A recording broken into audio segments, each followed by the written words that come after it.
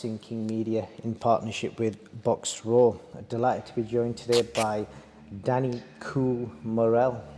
Is that the way that the nickname goes? Cool in the middle? It has not been trademarked yet, but it's the song in it, so it might take over. I'll let the fans of the boxing decide what I'm going to be called, but I'm not going to give myself a name just yet, I don't think.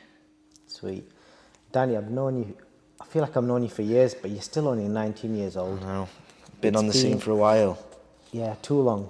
It's been, what, nearly 18 months since your last fought? Yeah, 18 months. It's a very long time. I've been quite unlucky with not getting any dates, you know, COVID and all them things. I've gone on and on about it, but, you know, I'm gutted that I haven't been able to get out, but I'm a firm believer that everything happens for a reason. So I've been in the gym every day since my last fight. I've been training non-stop.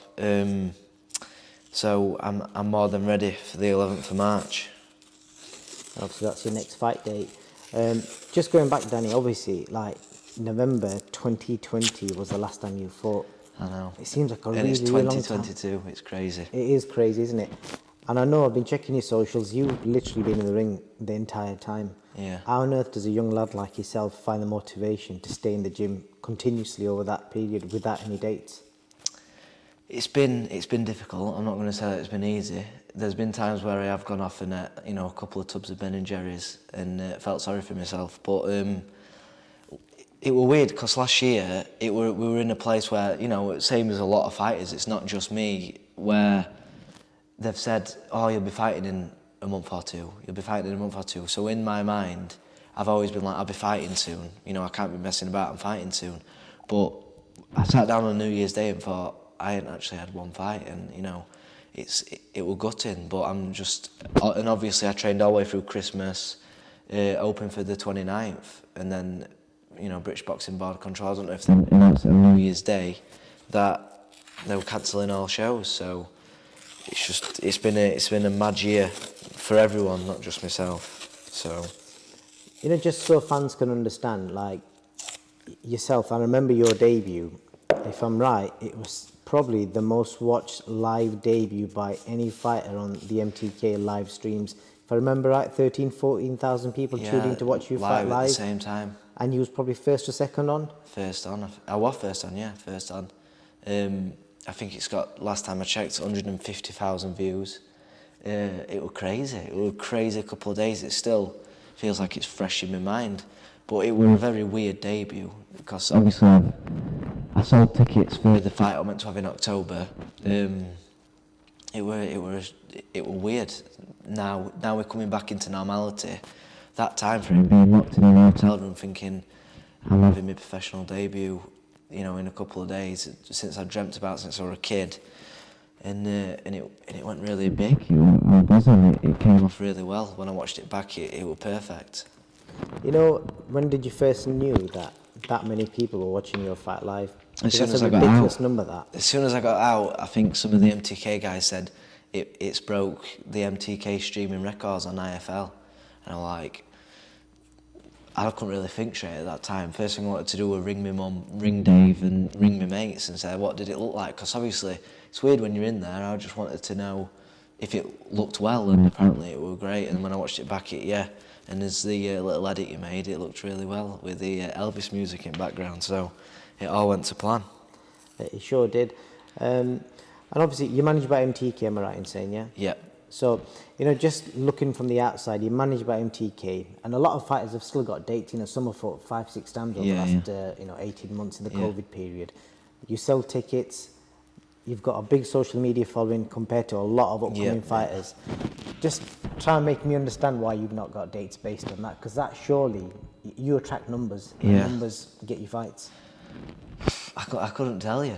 There's been, I have had a handful of dates, as you have seen on Instagram, and then just being unlucky. I think I did my last session, I did my last pad session, I was boxing on the 23rd of October. Did my last pad session, felt unreal, and then just got a phone call saying that the show got cancelled. I can't remember the reason now.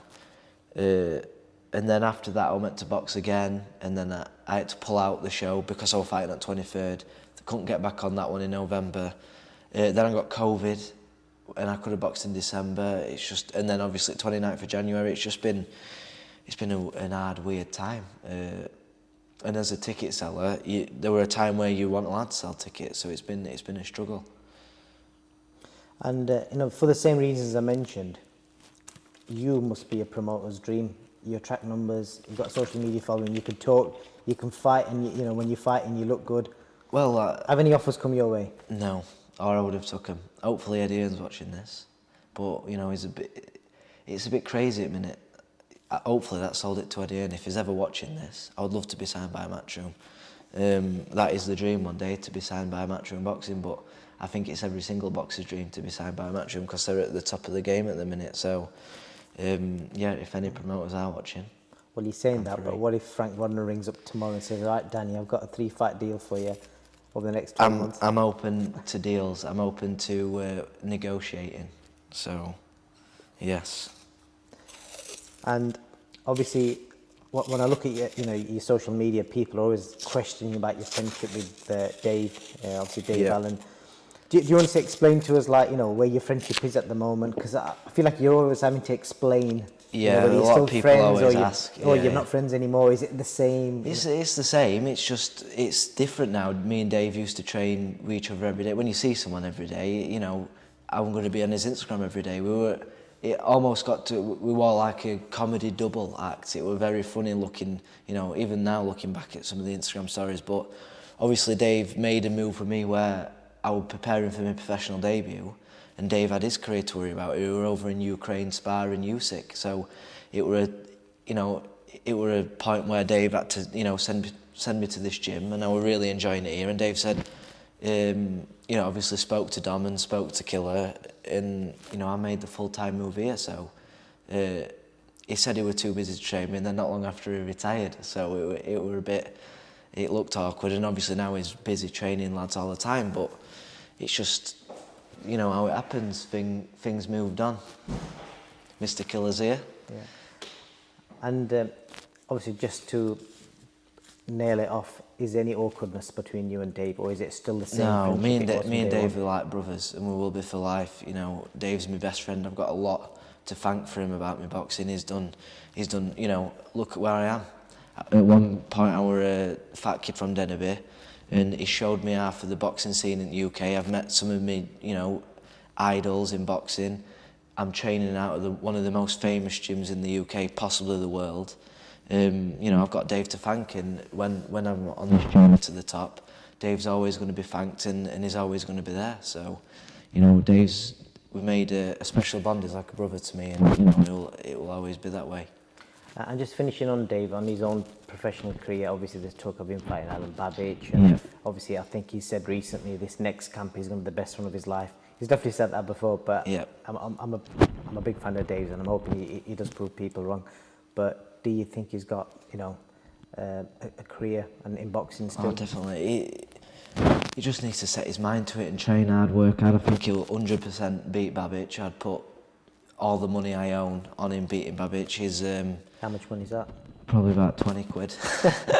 I haven't boxed in 18 months, but he's the most natural, talented boxer I've ever seen. He makes it look easy, and just by coaching me, just by passing his knowledge on, he turned me into just an average boxer to, training. Look at my debut, it was great. He's taught me so many tricks, so many things. I just hope he gets it right this time. He's got a lot to prove, and I think he knows that. I've seen it. I've seen him in training camps. He's got a lot more left, a lot more to prove. He got to top 15 in the world, and you know what I mean. And I think he did 2 camps. He's a fantastic natural fighter, and I would love to see him, do what he deserves. You know what I mean. I hope he does it. And with regards to, obviously you mentioned one of the most famous gyms in boxing, you've spent a good 18 months training here, and I know you've trained here whilst the other guys have been abroad, and things have been going on outside the gym. How's that developed you as a fighter and as a person as well? Great, travelling here every day. It's given me, a routine. I love how I've got a routine in life. I train here twice a day, every day. get the train here, get the train back. I love it. I love the lines. It's just, I think Brendan once said it's organised chaos, I think he said. It's brilliant when it's busy, everyone's in, especially when Kel's been in, Barry's been in, you've got Willie, you had Liam here, and when you're coming up and down these lines, you're looking around at these fantastic fighters. It's just like, you know, I still pinch myself to this day when they're all here and we're all jumping in there body sparring. And then, you know, sometimes Johnny were here the other day, sat on the bike watching us spar, and it's like, these people, you know, I've been watching them on TV all my life, and some of them are here watching me sparring, and I'm sparring with some of them. So it's, I still pinch myself to this day. It's great. Sweet. And weight-wise, Danny, I know there's always people telling you that you should be a lightweight, you should be X, Y, Z. So what kind of weight can we expect to see Danny in next? I boxed at 10-12 last time, which were too heavy. But I think, you know, I took the fight at 3-week notice. At this point in my career, I don't need to kill myself to make weight. I'm still growing. I'm only 19. You know, I'm not even developed as a man yet, so I'm still finding where I'm going to be at. But at the minute, I'm sitting at a nice weight. I'm fit. I'm strong. And if I find it, you know, when I get a confirmed opponent, I might go down and I could sit where I am. I don't know what I will be in the future, but at the minute, I think I will be happy getting down to 10. Learning the weights, doing a day before weighing, just the experience, finding out where I feel good. So we'll see what I am on the 11th when I get my opponent. Is it the 11th? 11th of March. 11th of March. And do you want to tell us where that is and, you know, what show it's on? Magna Centre. You can literally see it from this gym. It's 11th of March. Yeah. Okay. It's going to be a great show. And I will get crucified if I don't ask you, because I see one of the most common things people ask on social media is that they seem to be obsessed with your love life. So can Danny tell us where his love life is at the moment? Is it at Mrs. Murrell somewhere? She is out there somewhere in the world, but I don't know yet. I do keep my private life very private on Instagram.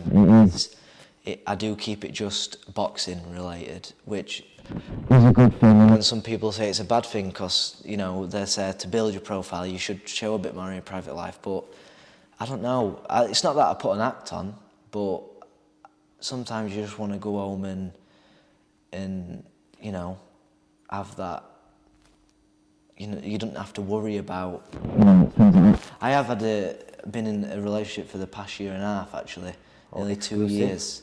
Long time for a 19-year-old lad. And she used to get monk on because I didn't put her on Instagram. But I don't know, I always said I just tried to keep it boxing, But, you know, as soon as you put a girl on Instagram, you know, people are going to be clicking on it and messaging her, and I don't know, I like to keep that stuff private, so yeah, it's a weird one, isn't it? That's pretty well explained, Danny. Well, I look forward to watching. Hopefully I'll be there fight night. And I'm hoping that you're going to continue the skills that you showed on your debut. It's going to be even better. Even better. It's going to be the best 4 rounds. It will be 4 rounds because I'm not going to go in and try and knock somebody out. I want to get the experience in. It's going to be a great 4-round contest. I've been working in this gym for 18 months. I'm fit as fiddle. I'm feeling strong. I'm feeling sharp. You need to see me on these pads. I've been here with Killer all the way through Christmas. I've been smashing the pads. I've been smashing it in sparring. I just cannot wait to get back in the gym. In the ring, sorry. It's... So you don't want to be in the gym any longer, do you? No, I'm eager. I'm so hungry to get back out there. It's been such a long time. I can't wait. March 11th. Be there or be square. Jason Cunningham, Terry Harper, Maxie Hughes, Danny Murrell. Doncaster's finest. It's crazy to think how many fighters have come out of Doncaster, isn't it? It's mental. Even Dennerby. Me and Terry are from Dennerby. Yeah. Already, Conor Kelsall, he could get on one of these shows. We've got, for a very small area, we've got a lot of talent, a lot of boxing talent. So, March the 11th. Right, Danny, thank you for that, and hope the fans tune in. Yep. Thank you very much.